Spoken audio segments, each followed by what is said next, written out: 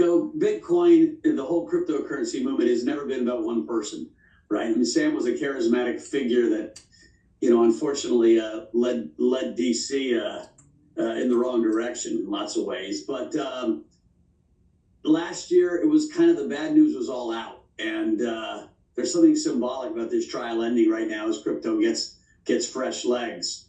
I think there was so much, fear, bad news, because it wasn't just Sam. There were a bunch of other frauds and or huge risk management failures.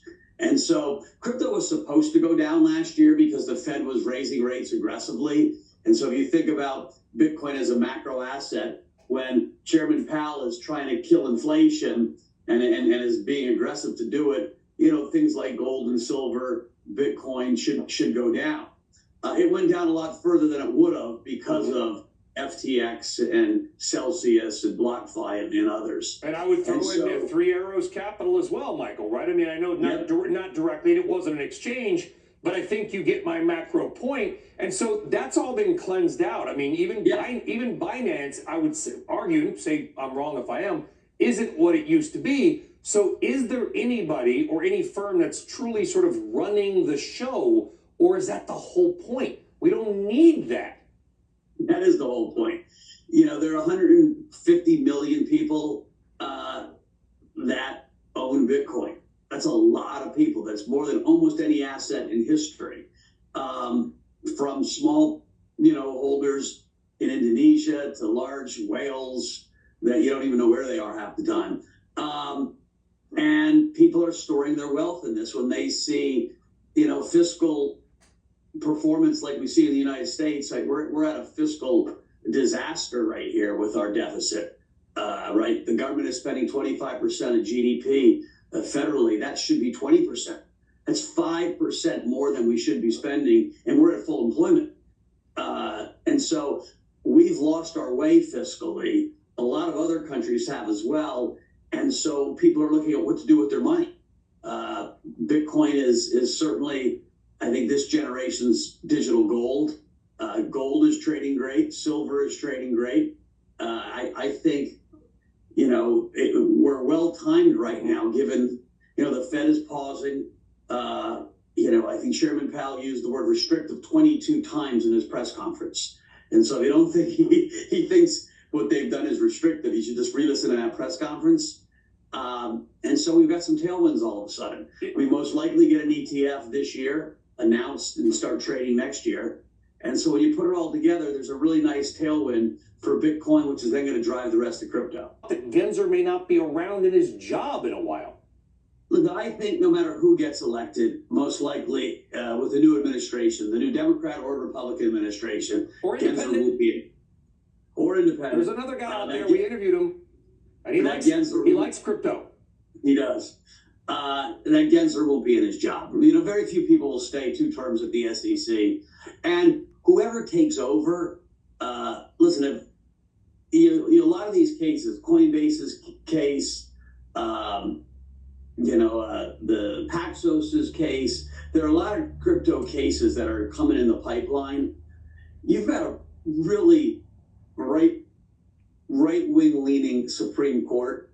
And as these things make it through the court, I don't think the head of the SEC is going to want to actually take these cases all the way to the court. And so my guess is we get a new head of the SEC, and a lot of these crypto legal cases around what's a token and what's not a token end up getting settled. No, and Brian, you had me on the air a few days ago. I said that he was defenseless up there. If you actually read the transcript, and I just remind people, the U.S. attorney in the Southern District, you're going to trial, it's a 98% conviction rate.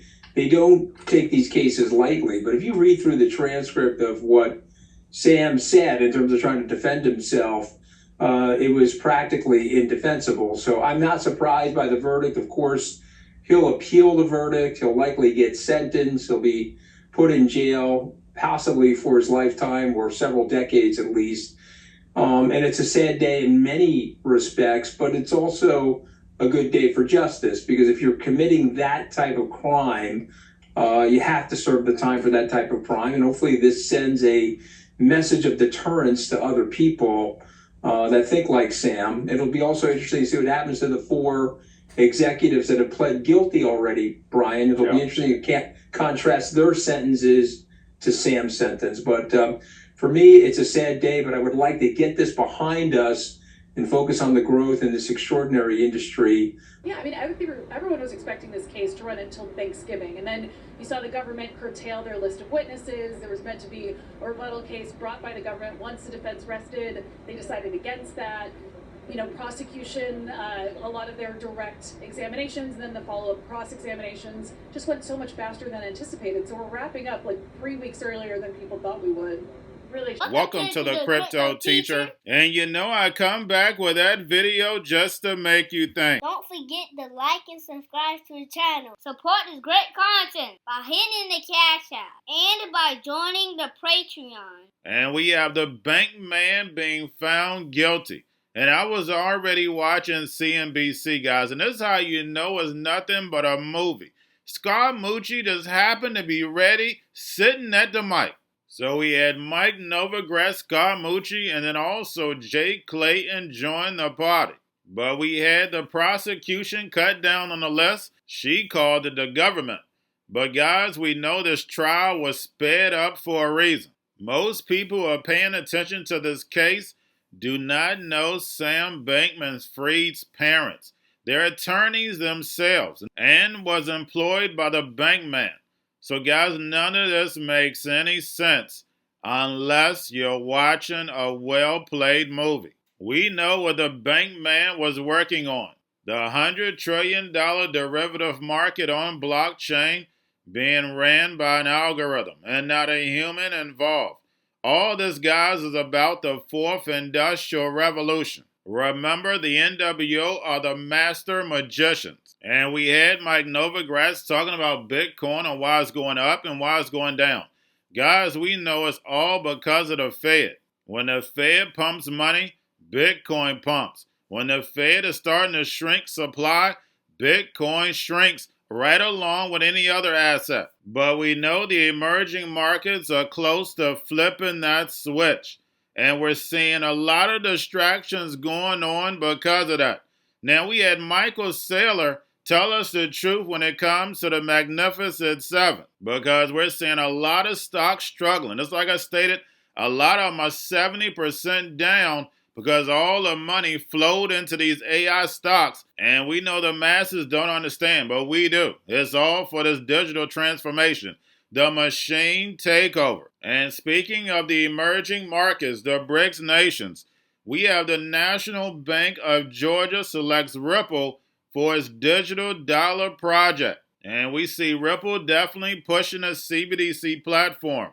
Also, we have Dubai's Financial Services Authority approve XRP under its virtual asset services. And we see the Middle East stepping away from the United States and stepping towards China because they know America to Babylon is about to fall. And China, they're dragging along with that digital yuan backed by that digital SDR, is about to rise. And remember, the crypto teacher told you, because he knows when it comes to the NWO, it's all planned out. You have a wonderful day. This is going to open the door for corporations to adopt Bitcoin as a treasury asset and create shareholder value with their balance sheets.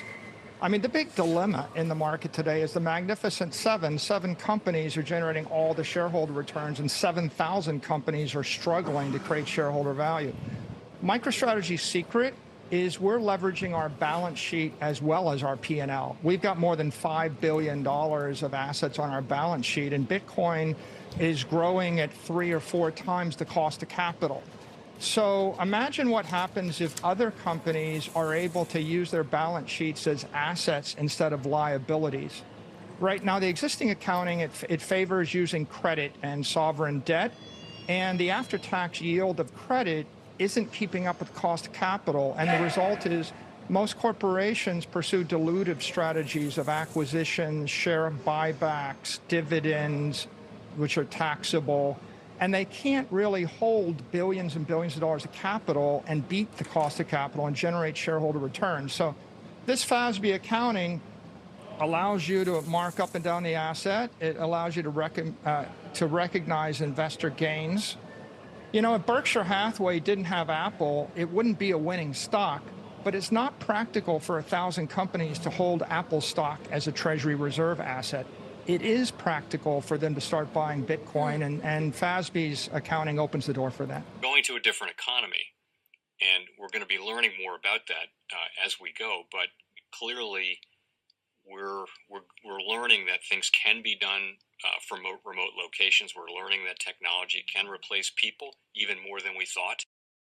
We're not going back to the same economy. We're recovering, but to a different economy, and it'll be one that is more leveraged to technology. And I worry that that is going to make it even more difficult than it was for many workers.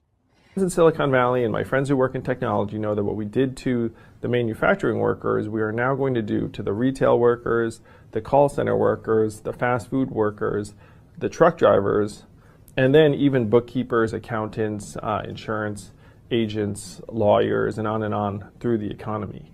So what happened to the manufacturing workers is a very clear sign. And so we'll import Chinese-based CBDC technology. So it's going to be CBDC in a box provided to you by the People's Bank of China. But every stock, every bond, every currency, every commodity, every piece of art, every private business, every piece of real estate will eventually be a token on a blockchain, an entry on a ledger, permanent and immutable. We will have truth instead of trust, and we will save over $7 trillion a year. 6 to 8% of global GDP is wasted by the friction of the trust industry that's necessary when you have dual entry accounting. With triple entry accounting, which is what a blockchain is, we get rid of all of that friction. It's a beautiful future. Like what you see in China and their social credit scoring systems, right? If we get identity wrong, it could be a tool to enslave humanity. And if we get it right, it could be a tool to liberate humanity. And as an American, I'm obviously rooting for the one that's on the side of freedom. Bitcoin is an international asset. And also, I do believe the role of crypto is, it's digitizing gold. I actually believe this technology is going to be very important. Look at it. We have been part of a huge revolution in investing through ETFs. We believe that ETFs will be changing the whole way we invest. Many people still use it as a means, people are investing it for indexing. No, the majority of people who are putting money in in ETFs are active investors that are buying exposure. The entire bond market is being transformed as we talk right now. I believe the next generation for markets, the next generation for securities will be tokenization of securities. And if we could have that distributed ledger that we know every beneficial owner, every beneficial seller, we all have our code of who's buying, who's selling, instantaneous settlement. And think about it, it changes the whole ecosystem. Cryptoteacher and the new World Order book, plus the 3 Kids books. It's time to re-educate. Also, new to cryptos, Coinbase, Bitrue, Binance. Do not forget book links and crypto links are in the description. The stock channel, guys. Don't forget to go like, subscribe, spread everywhere. You have your Kobo, your chip stocks, your banking, your gaming. While everybody's sitting at home, get home stocks, the Seaver, the biotech stocks. And while everybody's at home wishing, they were still getting that free money. What are they doing? Drinking and smoking weed. Don't forget about those stocks, and you have a wonderful day. The most powerful person in the world is the storyteller. The storyteller sets the vision, values, and agenda of an entire generation to come. Steve Jobs. And guys, I truly believe in this. When you look at the New World Order, they're the storytellers. And that's the reason why I wrote my New World Order book. But guys, now it's time to change the current generation. And I wrote 3 kids books. I love the Trinity because I understand the power that's in it. So I have 3 books. We have an opportunity to change the generation, to educate, not just me, but I want to show you that I take action on a daily basis. And I want you to take action on a daily basis. Whether it's your job, whether it's in your community, we have an opportunity right now to educate the masses. I posted this on my Twitter account. Please share, but this is a short clip. of the 3 books, there's going to be a clothing line and action figures. Please get these books for your kids, nephews, cousins, friends, so therefore we can start the re-education now. Because as we see, the 4th Industrial Revolution foundation is definitely here. Robots, algorithms, drones, taking humanity out the picture. We have to re-educate. But let's get into the video. Part 1. King Joshua and Drama Team save the village. Part 2. King Joshua and Drama Team save New York from COVID Stories 3. Part 3. King Joshua and Drama Team goes to China. It's mandatory to get part 1, part 2, and part 3 of this series. It's time to re-educate Generation Z.